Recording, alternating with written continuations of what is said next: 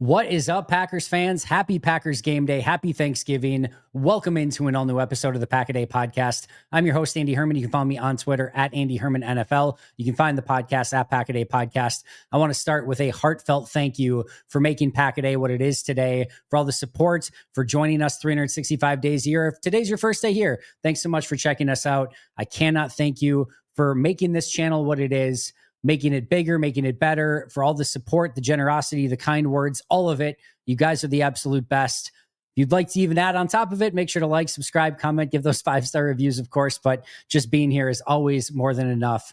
And I never take it for granted. It's always a pleasure. It's always a blessing. And I'm super thankful today to get to talk Packers Lions with you on this Packers game day. We've got a ton to get into, so let's jump into it right away. If you missed the grades episode yesterday, we went over some of the injuries, the transactions, things like that. I'm going to go through those things again here on this show as well in just a minute. But one of the things I talked about was the Lions signing Frank Ragnow, their former All-Pro center.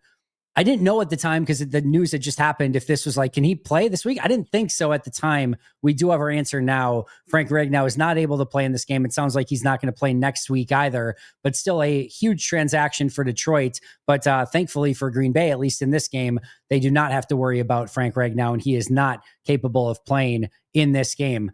Let's jump right into our Habush Rotier injury report for this one, because there is a ton to discuss.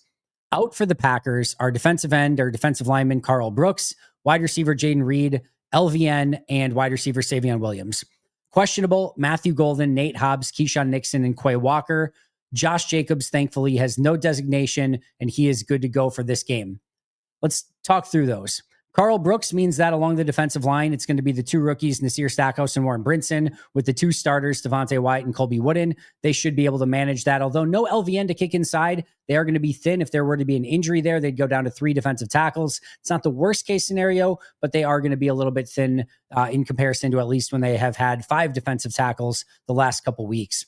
Jaden Reed, we knew, was very unlikely to play. He did not get activated, so he's out in this game. Savion Williams being out means there's going to be a new kick returner. Who is that going to be?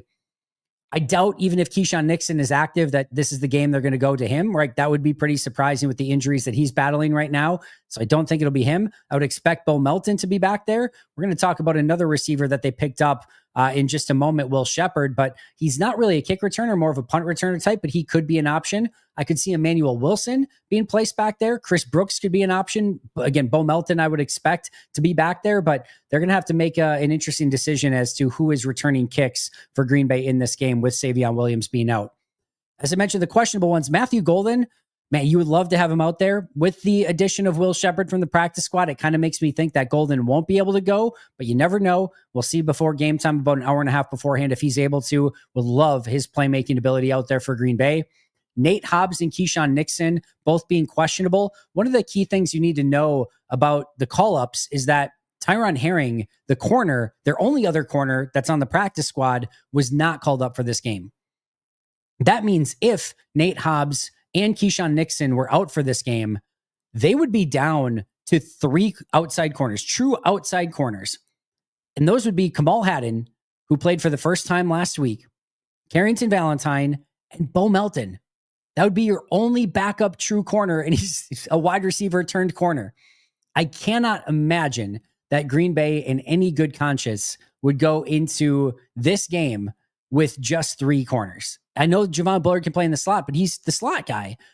And the fact that they would only have 3, I can't imagine that they would do that. That would tell me and make me believe that either Nate Hobbs or Keyshawn Nixon, or maybe both, are able to go for this game.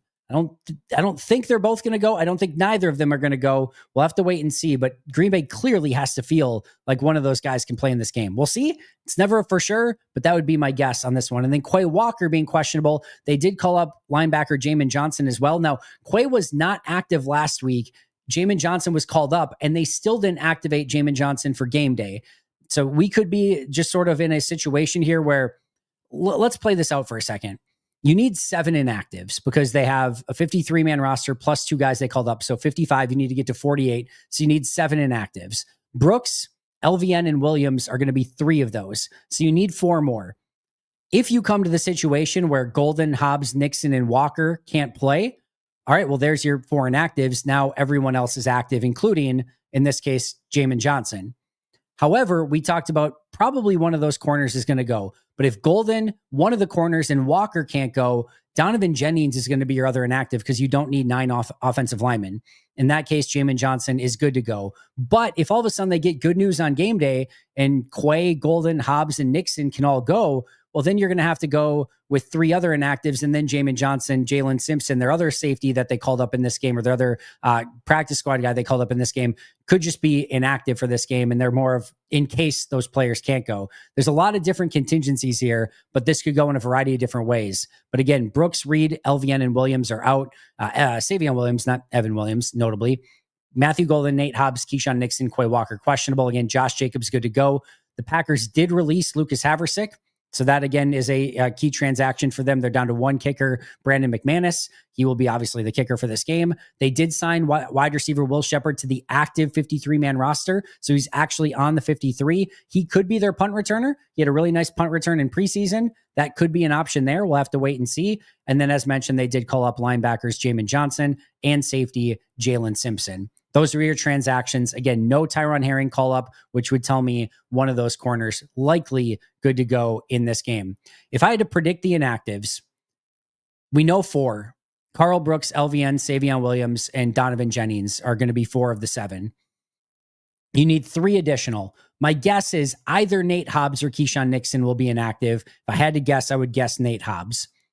Matthew Golden or Will Shepherd, probably another one that's inactive. If Golden can go, you probably don't need Shepherd.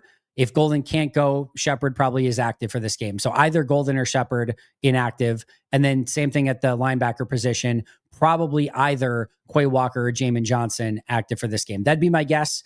Carl Brooks, LVN, Savion Williams, Donovan Jennings, and then one of the corners, one of the wide receivers, and one of the linebackers. But we will know an hour and a half before kickoff. Definitely worth keeping an eye on for this one.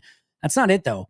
The Lions injury report, if you thought the Packers injury report was interesting and long, the Lions have a very interesting and long injury report on their own.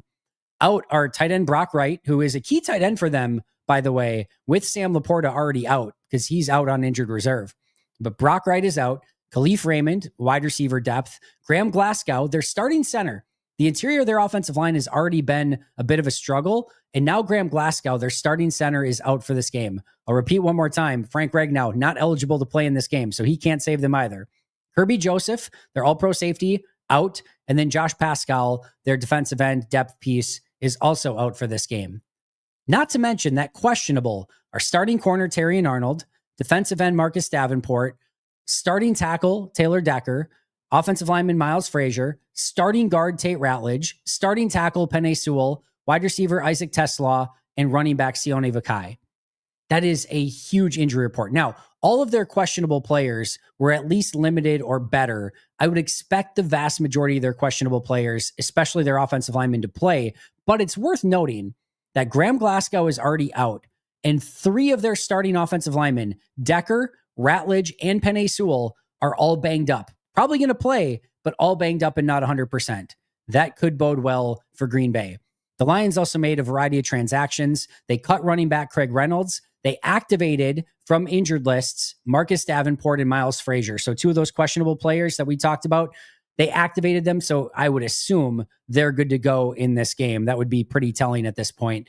They also signed tight end Anthony Ferkser and wide receiver Tom Kennedy to their active 53-man roster. They also elevated offensive lineman Kingsley Egwakon and tight end Zach Horton from their practice squad as well. So this injury report for Detroit and their inactives are going to be very, very interesting, along with Green Bay. That 10:30 a.m. inactive list is going to be a must watch for both Detroit and Green Bay for this game.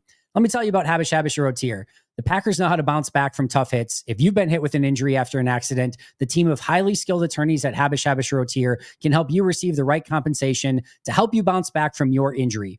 Habush has been successfully resolving claims for over 90 years, and their attorneys have the experience and expertise to get you back in the game. When you call Habush, you're going to talk to a lawyer directly. Their number is 800-242-2874 or 800-2HABUSH. You can also visit their website at habush.com. Habush Rotier, national reputation, hometown service. Now, let's get to our Luigi's Pizza player to watch in this one. I'm not messing around. This is Jordan Love. These are the big time games that you need your big time players to step up in. I talked about it on the grades episode yesterday. I thought the offensive line did not play well against Minnesota, and they haven't played really well almost all season long. The wide receivers, Watson's been good. Dobbs, I feel like is in a little bit of a slump. Dontavian Wicks has been okay. We don't know if Golden's going to play. We know Jaden Reed is out. We know Tucker Kraft is out. Josh Jacobs is going to play. That's going to be helpful. The heavy lifting in this game is going to have to be done by Jordan Love. He's going to have to will this offense to victory. We know he has the ability to do that. He's that good. This is one of those big time games, big fight feels in Detroit on the road, crowd going crazy, not ideal circumstances around you, but you're the guy. You've got to find a way to get the job done. This is a big time Jordan Love game and hopefully a big time Jordan Love performance. I think he's going to come up big in this one. I really, really do. But all eyes on Jordan Love, the Luigi's Pizza player to watch. I'm excited for it. I cannot wait to see what he does. I hope he delivers big. Should be a fun game to watch with two, again, heavyweights in this one. I know they're, technically the Lions aren't in the playoffs. The Packers are like the 6th seed, but this has the feel of a massive game in the NFC and in the NFC North. And I think Jordan Love going to come up massive in this massive game. Like I said, I can't wait to watch it.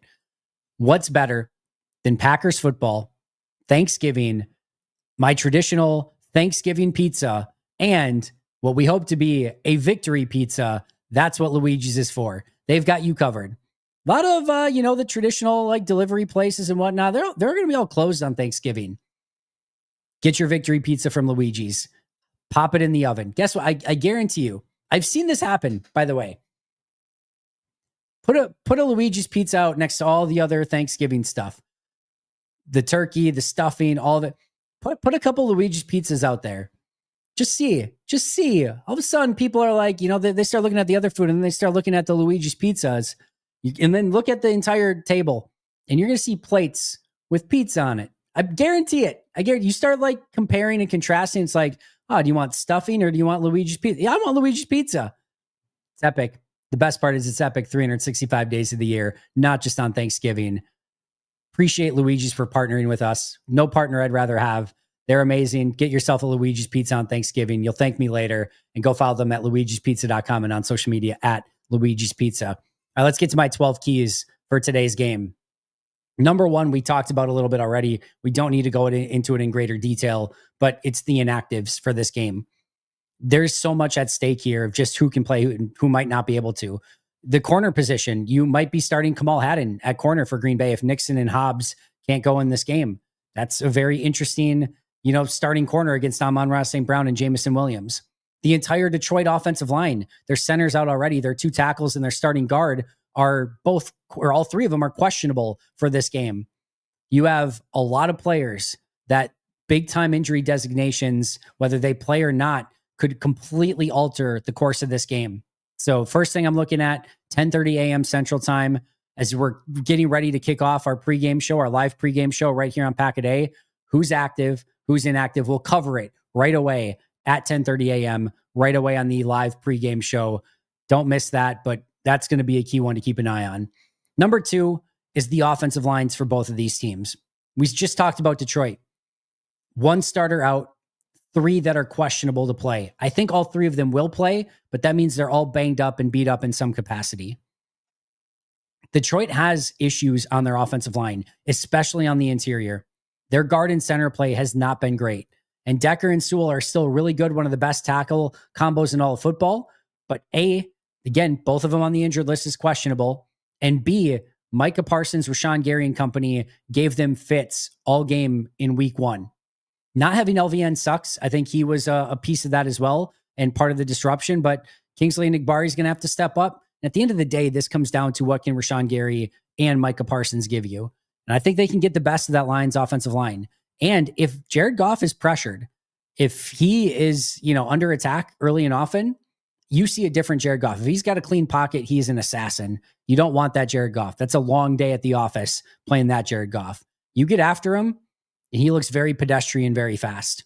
You certainly don't want deep balls down the field to Jamison Williams. You don't want time to find Amon-Ra St. Brown. This offensive line for Detroit has to be able to hold up if Detroit wants to win. And Green Bay's defensive line should have an advantage getting after Jared Goff based on some of the play, especially on the interior of this line's offensive line. Huge day for Devontae Wyatt, Colby Wooden, Warren Brinson, not Carl Brooks, he's out, but those three especially, and then anyone they kick inside in obvious passing downs. Got to win inside. Got to win inside in this game. And for Green Bay, their offensive line has struggled all season long. We just talked about it. Detroit's defensive line is healthy now. They didn't have Aleem McNeil in week one. Aiden Hutchinson was just coming off of his injury from a year ago in week one. He's playing better football now. They're going to have a fully stocked defensive line, and you're going to have to deal with it all game long. I still have worries about right guard and center right now. Aaron Banks is playing better. Rashid needs to have a big game, and Zach Tom needs to continue to play good football, but Hutchinson has given him problems in the past too. These two defensive lines are at the advantage. These two offensive lines are at the disadvantage. The offensive line that can protect better, get some good run blocking, and just be functional in this game is a huge, huge advantage to see who ultimately wins this game. So keep an eye on the trenches early and often in this one. It's always important. It's tough to win when you're not winning in the trenches or at least breaking even. Both of these offensive lines have real reason for concern, and the one that can mitigate the opposing defensive line better, I really like their chances to win in this game. Number 3, I know sometimes the takes are simplistic, but it doesn't mean they're wrong. I would be remiss not to say how you contain, control, hold, do whatever you can to stop Jahmyr Gibbs is of the utmost importance.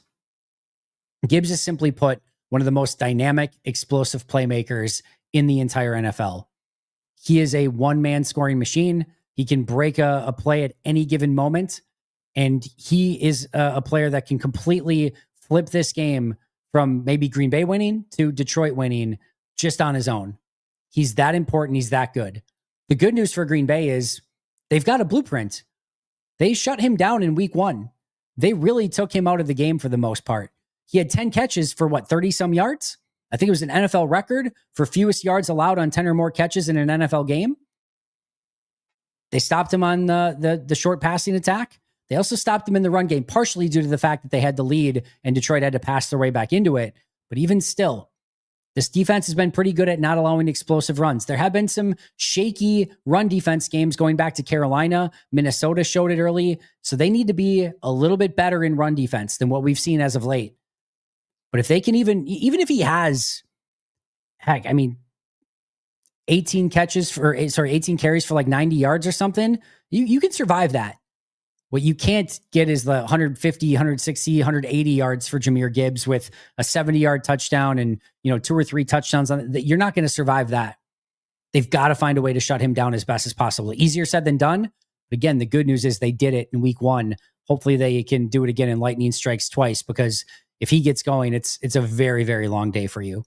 Hey friends, it's time to get our sleeper picks in for week 13 already. We're going Monday Night Football. You know me, these are the type of games that I love getting sleeper picks in for. New England and New York. We've got a really good team in New England against a not so great, but very entertaining team in the New York Giants. This isn't some big heavyweight fight. This is just, it's football, right? And so let's get our sleeper picks in and make it a little bit more fun. I'm going Stephon Diggs, more than 47.5 receiving yards, and Travion Henderson, more than 69.5 rushing yards against a Giants defense that, let's be honest, isn't that great. Also, Jackson Dart, more than 207.5 passing yards against New England's defense. He's going to have to throw his way into it, just like we've seen Jameis Winston try to do lately. Jackson Dart, with his first game back, he's going to go more than 207.5 passing yards in this game. Either way, you can choose your own adventure, get your picks in over on Sleeper. And the best part is that you can get a 100% match up to $100 by utilizing code PACKADAY. Again, a 100% match up to $100 by utilizing code PACKADAY. Terms and conditions apply. See Sleeper for details. What are you waiting for? They're available in over 25 states nationwide. So get those Sleeper picks in right now.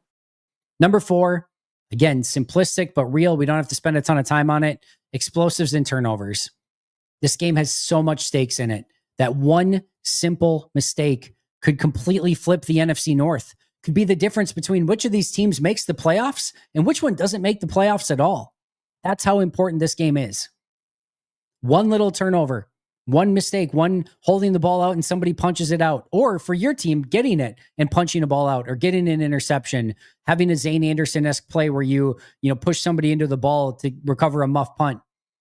A little play like that on either side could easily be the difference between making the playoffs and not making the playoffs, between winning the division and not winning the division, and certainly between winning this game and not winning this game. In explosive plays, Detroit's good at it. Jamison Williams deep down the field, Jahmyr Gibbs at any given time, Amon-Ra St. Brown can continue to do his thing. They know how to generate explosive plays. Green Bay struggled to do it on offense. Go back to Minnesota. The two plays that set them up for the touchdowns was a pass interference to Luke Musgrave and was a muff punt that Zane Anderson was able to recover. That's how they got their big plays to set them up for touchdowns. It wasn't like anything the offense did spectacularly well or a big play by a playmaker. It was a penalty and a muff punt. Green Bay's offense is going to have to find a way to generate those explosives. Keep an eye on Christian Watson in this one, but they're also going to have to limit them because Jamison Williams and, again, Jahmyr Gibbs especially have those superpowers, and you got to find a way to limit them because it just makes things far too easy for Jared Goff in Detroit if you're allowing, I don't want to say easy touchdowns, but certainly explosive touchdowns. Number 5, a strong start is paramount for both of these teams. I would expect both teams to want to receive the ball if they win the toss, and I expect both teams to want to go down and aggressively put a touchdown on the board.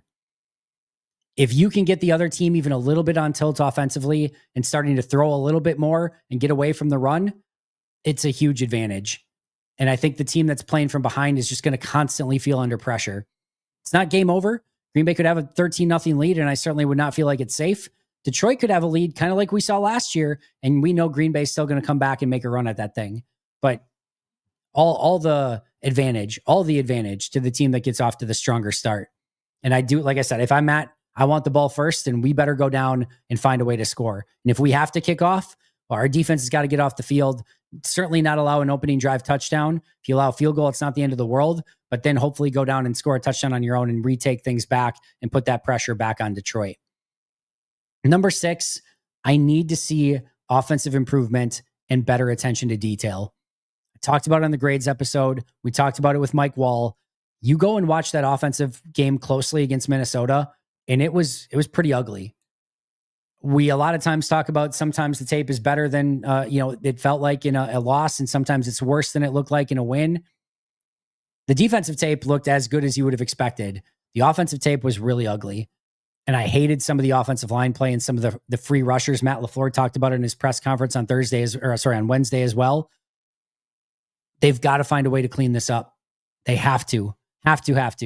They cannot survive this game playing a same brand of football that they did against Minnesota. Worked against the Vikings. It's not going to work against Detroit. They've got to clean it up. They have to have better attention to detail, and they have to be on their A game. If not, Detroit's just going to win this game. Number 7, we talked about with our Luigi's player to watch in this one. Jordan Love needs to have that masterclass performance. He doesn't need to have 400 yards and 4 touchdowns or anything like that, but accurate, efficient, on time, getting the ball where it needs to go, and just having that mentality of like, you're not stopping me on this day. He can do that, but the shoulder worries me. How effective is he? Does he have the level of accuracy? Can he hand off left-handed? We're going to have to keep an eye on that as well. But I think Jordan Love has to have a major performance in this one. Number 8, the 2-star defensive ends, Micah Parsons, Aiden Hutchinson. Which one of these game-breaking defensive ends can have a bigger impact on the game? Micah's been a stud on Thursday Thanksgiving games in the past in Dallas. And he had a great game against Detroit in week 1 when he was limited with that back injury, by the way. He's had a full set of snaps. He's going to get after Jared Goff. He gets that unbelievable matchup with Penei Sewell. Sometimes, not always, but in like the take of like or in the realm of a Micah Parsons type player, sometimes it's an advantage to have a Penei Sewell across from you. You might say, what? That doesn't make any sense. In baseball, if you've got like a Aaron Judge at the plate and you've got a crappy pitcher at the mound, what do? You just walk Aaron Judge. You're not pitching to Aaron Judge with a crappy pitcher, or at minimum, you're going to try to pitch around him. Maybe you hit a corner or two, but you're being extremely cautious. You're not getting anything close to down the middle or anything, right? you're probably just going to walk him at the end of the day, whether it's a intentional walk or an intentional unintentional walk. You know what I mean? Either way, you're going to stay away from it. But if you've got a great pitcher and Aaron Judge is at the plate, you might say, you know what? I'm going to challenge Aaron Judge. I'm a great pitcher myself. And you challenge him and bam, home run. It's like, man, we should have just walked that dude, regardless of who the pitcher was. Sometimes it works the same way where you've got Micah Parsons across from you. And if you had a crappy right tackle, you'd be saying, all right, we're going to double and triple team this guy. We're not messing around with it. We're not going to let him beat us. But all of a sudden you've got Penei Sewell and you say, we've got Penei Sewell. We don't need a double or triple team Micah Parsons. We have Penei Sewell. We got one of the best right tackle, maybe the best right tackle in all of football. We don't need to double team him. And all of a sudden, Micah's got 2-3 sacks at the end of the game. I'm just saying sometimes that can work in your advantage where instead of having to go against double and triple teams all day, maybe Detroit on a few occasions is like, you know what? We're willing to allow Penei Sewell to go one-on-one. And if Micah can win those, which we know he can because he did in week 1, that could be an advantage for Green Bay.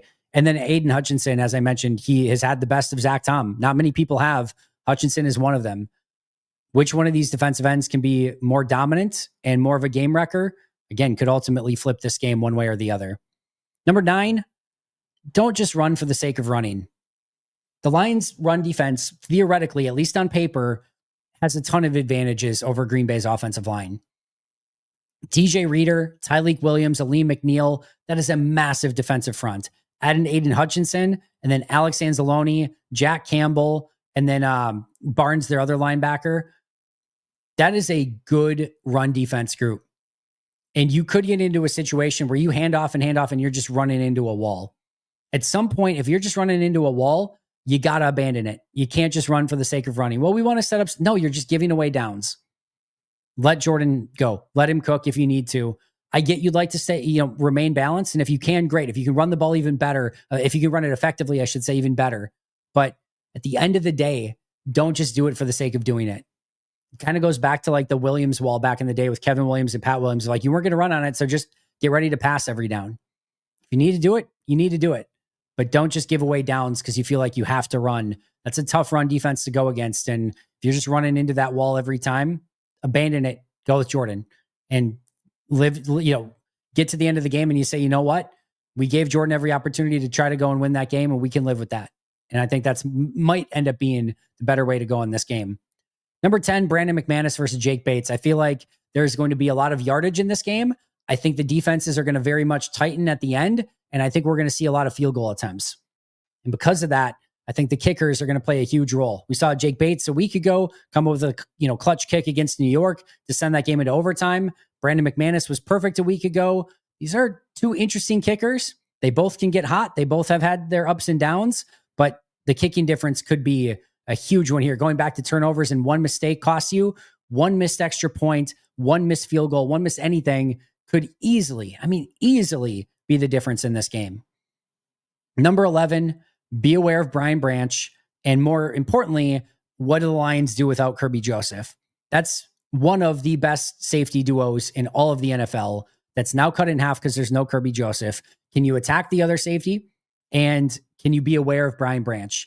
And can Brian Branch be as effective without Kirby Joseph? There's sometimes that tag team duo with safeties where you can be more aggressive with Brian Branch when you've got Kirby Joseph patrolling the back end. But now if you don't feel comfortable with that, maybe Brian Branch doesn't get to be as aggressive. Keep an eye on the Lions safeties in this one. And then last but not least, straight up, what's the mentality of both of these teams? All gas, no brake? We know that the Lions are going to be ultra aggressive. That's their DNA. That's who they are. We saw last year in Detroit decided to just go for it on every fourth down. We've also seen as of late for Detroit, it hasn't worked very well for them. They've been aggressive. It kind of has gotten flipped on its head a little bit. More cost them than anything else. So I want to see, does Detroit have any hesitation or trepidation in being all out and aggressive like we've seen in the past because of some of the mistakes or the inability to convert as of late? Does that change some of their thinking? Or are they still going for it every fourth down? Be ready, Green Bay. Again, I don't want to see you holding up the fist when you've held the 3rd and 7 and got them to 4th and 1 or 4th and 2. Guess what? Job not done. They're going to continue to go for it. So I want to see how the Packers handle that. Then offensively for Green Bay, you need to be aggressive right back. You can't have the same mentality you did against Minnesota in the second half. You have to have a level of aggression in this game. I don't think you're going to grind out a win against Detroit. You better be ready to play. You better be ready to put up points, and you better be ready to be aggressive when you need to. If this is all break, no gas, I don't like Green Bay's chances of winning this game. That's my 12 keys. What does the inactive list look like for both teams? Which offensive line plays better? Can you contain Jahmyr Gibbs? Explosives and turnovers are going to be huge. Who gets off to the strong start? Green Bay needs offensive improvement and better attention to detail. Jordan Love needs to have an epic game in this one. Who's the better defensive end? Is it Micah Parsons or Aiden Hutchinson? Don't just run for the sake of running. The kicking game, which one is better? If there's a missed kick, that could be the difference. Lion safeties, Brian Branch is in there. Kirby Joseph is not. How does that look? Can you take advantage of Joseph being out? And does Brian Branch become a little bit less effective with Kirby Joseph being out? And then which team is the one that can show the aggression, that can have the all gas, no break, and can really bring it to the other team rather than being the nail when you'd want to be the hammer? Line is Lions by 3 at the time that I'm recording this at about 6 p.m. on Wednesday night. I am going Packers 23, Lions 22. We talked about a missed kick being the difference. Lions have a missed extra point. That's the difference in the game. They both scored 2 touchdowns. They both get 3 field goals. Lions missed extra points, the difference. Packers win 23-22. Last but not least here, I cannot stress enough how important this game is. Now, the Packers are currently 83% chance to make the playoffs per the New York Times playoff simulator. That goes to 94% with a win. Not guaranteed or a lock, but pretty dang close. 73% with a loss. Still at 3/4 of a chance to make the playoffs, but a 20%, 21% difference between those two. Here's the bigger thing. Green Bay's currently a 51% chance to win the NFC North. That goes to 74% with a win and goes down to 31% with a loss. If they do not win the NFC North, if they don't win the NFC North, they're going to have 3 of their last 4 regular season games on the road, and then will likely have to go on the road 3 consecutive games in the playoffs. Well, they would have to, unless I guess they're the 6th and the 7th seed faces them in the NFC Championship, but we know that's super unlikely. So 3 straight road games, and then have to go a neutral site in the Super Bowl. And those 3 straight road games are going to be against teams like Detroit, LA, and Philly. Green Bay, nor Detroit, nor any road team can get through that gauntlet in the NFC. I truly believe that. You've got to win the NFC North if you want a puncher's chance at getting to a Super Bowl. Even that's going to be difficult, but it gives you a much better chance. I don't think you can go 3 straight games on the road against those type of teams and get to the Super Bowl. I just don't think it's really, realistic. So for me, this game is as important as anything all season long. You've got a real chance to win the North with a win in this one, and your odds of winning it go down exponentially if you lose this one. This feels like a must win for Green Bay making a run at anything in the postseason because they have to win the division, and I don't think they're going to do it if they lose this game. A ton at stake. So enjoy your Thanksgiving, everyone. No pressure, no worries, no anxiety, right? Hopefully, Packers win. Like I said, 23-22 Green Bay. I'll take a much larger margin for Green Bay if we could get that as well. And then you can enjoy your Thanksgiving meal right after. Make it a Luigi's Pizza. That's the way I'm going with it. Hopefully it's a victory pizza as well. I've got live pre and post game shows for you coming up on Thursday. 10:30 a.m. Central Time for the pregame show. As soon as the game is done for the postgame show, I'll also be on Luigi's Twitter handle with a live halftime show as well. Shout out to our All-Pro and Hall of Fame members, PJ Wayne, John Wild, Brandon Paletta, Boom Handle, Donald Lee, Lori Lord, Baby QB, David McCluskey, Donald Decker, Alex Wong, Peter Ritaka, Jay Zimmerman, B. Brown, Puerto Rican Packer, Dan Gassford, SoCal Pack, Chris Rager, Izzy Roberts, Ian Ewing, Carlo Delgado, Willie Winklesinkel, The Gable Storm, Pack Attack Cast, Chris Weish, Craig, John Dimitropoulos, Hayden Radomski, Devin Lane, Gonzusa, Alexander Newell, Dan Miller, Bill Reinhart, Richard Morales, Les Nino, Beast Bumblebee, and Benjamin Sargent. I'll see you guys in the morning, but until next time, and as always, go Pack Go.